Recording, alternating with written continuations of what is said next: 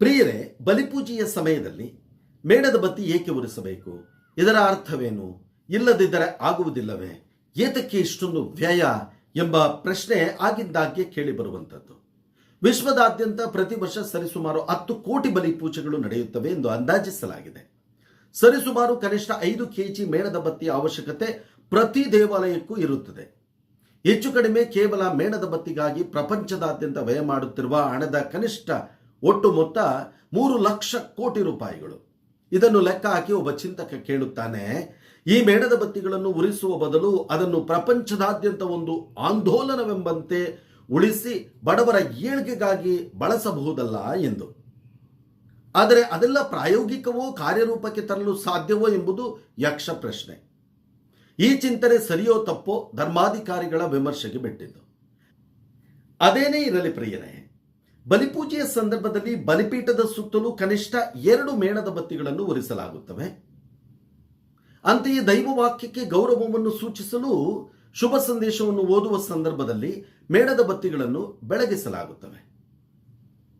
ಪಾಸ್ಕ ಮೇಣದ ಬತ್ತಿಯನ್ನು ಪಾಸ್ಕ ಕಾಲದಾದ್ಯಂತವೂ ದೀಕ್ಷಾಸ್ನಾನದ ಸಂದರ್ಭಗಳಲ್ಲಿಯೂ ಅಂತ್ಯಕ್ರಿಯೆಗಳಲ್ಲಿಯೂ ಪುನರುತ್ಥಾನಿ ಕ್ರಿಸ್ತನನ್ನು ಪ್ರತಿನಿಧಿಸಲು ಬೆಳಗಿಸಲಾಗುತ್ತವೆ. ಇಷ್ಟು ಮಾತ್ರವಲ್ಲದೆ ಬಲಿಪೂಜೆಗೆ ವಿದ್ಯುತ್ ಶಕ್ತಿ ಇಲ್ಲದಿದ್ದಾಗ ಬಲಿಪೂಜೆಯ ಆಚರಣೆಗೆ ಬೇಕಾಗಿರುವ ಪ್ರಾಯೋಗಿಕ ಬೆಳಕನ್ನು ಈ ಮೇಣದ ಬತ್ತಿ ಒದಗಿಸುತ್ತದೆ. ಪ್ರಿಯರೇ, ಮೇಣದ ಬತ್ತಿ ತ್ಯಾಗದ ಸಂಕೇತ. ತನ್ನನ್ನೇ ಉರಿಸಿ ಇತರರಿಗೆ ಬೆಳಕನ್ನು ನೀಡುವುದು. ಯೇಸುಕ್ರಿಸ್ತರು ಹಾಗೆಯೇ ಲೋಕದ ರಕ್ಷಣೆಗಾಗಿ ತಮ್ಮನ್ನೇ ಸಂಪೂರ್ಣವಾಗಿ ಸಮರ್ಪಿಸಿಕೊಂಡವರು. ಆದ್ದರಿಂದಲೇ ಮೇಣದ ಬತ್ತಿಯನ್ನು ಯೇಸುಕ್ರಿಸ್ತರನ್ನು ಸೂಚಿಸುವ ಪರ್ಯಾಯ ಸಾಂಸ್ಕಾರಿಕ ವಸ್ತುವಾಗಿ ಬಳಸಲಾಗುತ್ತದೆ. ನಾನೇ ಲೋಕದ ಬೆಳಕು ಎಂದ ಪ್ರಭುವನ್ನು ಸಂಕೇತಿಸಲು ಕೂಡ ಮೇಣದ ಬತ್ತಿಗಳನ್ನು ಉರಿಸಲಾಗುತ್ತವೆ. ಭಕ್ತಾದಿಗಳು ಸ್ವರೂಪಗಳ ಮುಂದೆ ಬೆಳಗಿಸುವ ಮೇಣದ ಬತ್ತಿಗಳು ತಮ್ಮ ಪ್ರೀತಿ ಪಾತ್ರರಿಗಾಗಿ ಅರ್ಪಿಸುವ ವೈಯಕ್ತಿಕ ಕೋರಿಕೆಗಳು ದೇವರತ್ತ ಏರಲಿ ಎಂಬುದರ ಸಂಕೇತ. ಕತ್ತಲ ಕ್ಷಣಗಳಲ್ಲಿ ದೈವಿ ಪ್ರಸನ್ನತೆಯ ಸೂಚಕ, ನಿರಾಶೆಯ ಕ್ಷಣಗಳಲ್ಲಿ ವಿಶ್ವಾಸ ನಂಬಿಕೆಯ ಪ್ರತೀಕ, ಅವಿಶ್ವಾಸದ ಕ್ಷಣಗಳಲ್ಲಿ ಭರವಸೆಯನ್ನು ಪ್ರತಿನಿಧಿಸುವುದು ಮೇಣದ ಬತ್ತಿ. ನಾವು ಮಾಡುವ ಪ್ರಾರ್ಥನೆ ದೇವರೆಡೆಗೆ ಮೇಣದ ಬತ್ತಿ ಮೇಲಕ್ಕೆ ಉರಿಯುವಂತೆ ಏರಲಿ ಎಂದು ಭಕ್ತಾದಿಗಳು ಹರಕೆ ಮಾಡಿ ಮೇಣದ ಬತ್ತಿಗಳನ್ನು ಉರಿಸುತ್ತಾರೆ. ಇನ್ನು ಧರ್ಮ ಗ್ರಂಥದ ಪ್ರಕಾರ ಹೇಳಬೇಕಾದರೆ ಮೇಣದ ಬತ್ತಿಗಳು ದೇವರು ಮೋಶೆಗೆ ಉರಿಯುತ್ತಿರುವ ಪೊದೆಯ ಪ್ರಸ್ತಾಪದಲ್ಲಿ ಬೆಂಕಿಯಾಗಿ ಕಾಣಿಸಿಕೊಳ್ಳುವ ಬೈಬಲ್ನ ಚಿತ್ರಣವನ್ನು ಮೇಣದ ಬತ್ತಿಯ ಬೆಂಕಿ ಸೂಚಿಸುತ್ತದೆ. ಸಾಂಪ್ರದಾಯಿಕವಾಗಿ ಪರಿಶುದ್ಧ ಚೇನು ಮೇಣದಿಂದ ಮಾಡಲ್ಪಟ್ಟ ಪರಿಶುದ್ಧ ಮೇಣದ ಬತ್ತಿಗಳು ಪರಿಶುದ್ಧ ಕ್ರಿಸ್ತನ ಪರಮ ಪಾವನ ಪರಿಶುದ್ಧ ಶರೀರವನ್ನು ಪ್ರತಿನಿಧಿಸುತ್ತವೆ. ಪ್ರಿಯರೇ, ಇನ್ನು ಬಲಿಪೀಠದ ಹತ್ತಿರ ಕೆಲವು ಸಂದರ್ಭಗಳಲ್ಲಿ 2, ಕೆಲವು ಸಂದರ್ಭಗಳಲ್ಲಿ 4, ಕೆಲವು ಸಂದರ್ಭಗಳಲ್ಲಿ 6, ಇನ್ನೂ ಕೆಲವು ಸಂದರ್ಭಗಳಲ್ಲಿ 7 ಮೇಣದ ಬತ್ತಿಗಳನ್ನು ಉರಿಸಲು ಕಾರಣವೇನು ಎಂಬ ಪ್ರಾಯೋಗಿಕ ಪ್ರಶ್ನೆ ನಿಮ್ಮ ಮನಸ್ಸಿನಲ್ಲಿ ಬಂದಿರಬಹುದು. ಅಥವಾ ಅದೊಂದು ಅಲಂಕಾರಿಕ ವಸ್ತು ಎಂಬುದಾಗಿ ಇದುವರೆಗೂ ಚಿಂತಿಸಿರಬಹುದು. ಪ್ರಿಯರೇ, ಪ್ರಪ್ರಥಮವಾಗಿ ಧರ್ಮಸಭೆಯಲ್ಲಿ ಅತಿ ಉನ್ನತ ಸ್ಥಾನಮಾನ ಧರ್ಮಾಧ್ಯಕ್ಷರದ್ದು. ಪೋಪ್ ಜಗದ್ಗುರುಗಳು ರೋಮ್ ಧರ್ಮಕ್ಷೇತ್ರದ ಧರ್ಮಾಧ್ಯಕ್ಷರು. ಮಹಾಧರ್ಮಾಧ್ಯಕ್ಷರು, ಕಾರ್ಡಿನಲ್, ಪೋಪ್ ಜಗದ್ಗುರುಗಳು ಇವೆಲ್ಲ ಬೇರೆ ಬೇರೆ ಜವಾಬ್ದಾರಿಗಳಷ್ಟೇ.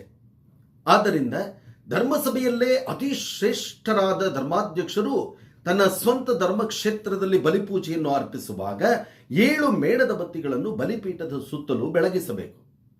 ಈ 7 ಮೇಣದ ಬತ್ತಿಗಳು ಕ್ರಿಸ್ತನ ಯಾಜಕತ್ವದ ಸಂಪೂರ್ಣತೆಯನ್ನು ಸಂಕೇತಿಸುತ್ತವೆ.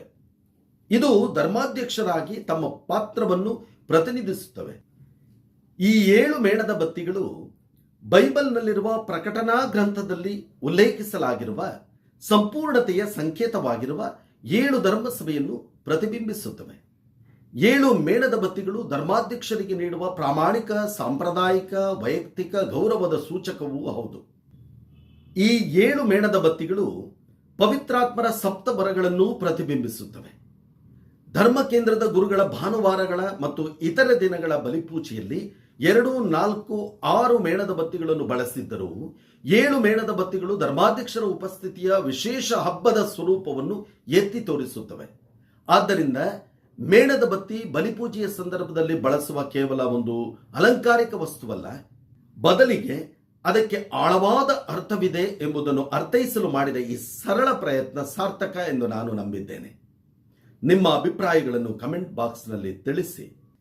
ಪ್ರಿಯರೇ, ಈ ವಿಚಾರದಲ್ಲಿ ಇನ್ನೂ ನಿಮಗೇನಾದರೂ ಸಂಶಯಗಳಿದ್ದಲ್ಲಿ, ತಿಳಿದುಕೊಳ್ಳಲು ಇಚ್ಛಿಸಿದ್ದಲ್ಲಿ ಅಥವಾ ಬೇರೆ ಬೇರೆ ವಿಷಯಗಳ ಬಗ್ಗೆ ತಿಳಿದುಕೊಳ್ಳಲು ಇಚ್ಛಿಸಿದ್ದಲ್ಲಿ ಕಮೆಂಟ್ ಬಾಕ್ಸ್ನಲ್ಲಿ ತಿಳಿಸಿ. ಈ ವಿಡಿಯೋ ನಿಮಗೆ ಪ್ರಯೋಜನವಾದಲ್ಲಿ ಲೈಕ್ ಮಾಡಿ, ನಿಮ್ಮ ಅನಿಸಿಕೆಗಳನ್ನು ಕಮೆಂಟ್ ಬಾಕ್ಸ್ನಲ್ಲಿ ಕಮೆಂಟ್ ಮಾಡಿ, ಶೇರ್ ಮಾಡಿ, ಸಬ್ಸ್ಕ್ರೈಬ್ ಮಾಡಿ. ವಂದನೆಗಳು.